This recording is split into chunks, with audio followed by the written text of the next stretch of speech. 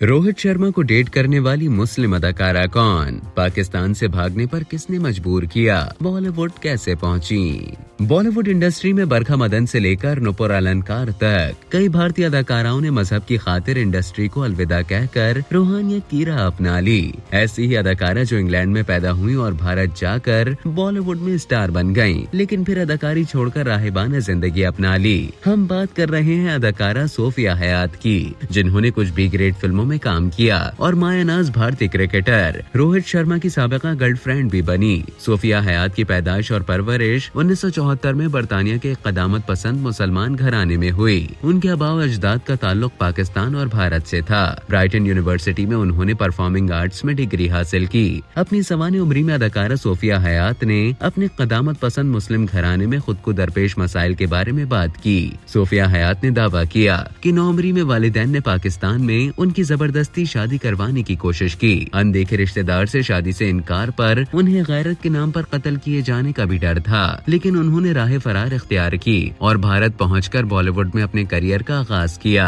अदाकारा ने अदाकारी का आगाज बरतानवी कॉमेडी शो एब्सोल्यूट पावर से किया। बॉलीवुड में कदम रखने से पहले उन्होंने कई बरतानवी शोज में अदाकारी के जौहर दिखाए। सोफिया हयात ने अपने फिल्मी करियर का आगाज कैश एंड करी से किया और उनकी पहली Hindi film diary of a butterfly थी। इसके बाद उन्होंने नेचले लंदन, 6 एक्स और ऑस्कर 2 जैसी फिल्मों में काम किया। जुलाई 2012 में सोफिया हयात को वोग इटालिया की तरफ से कर्वी आइकॉन का खिताब मिला।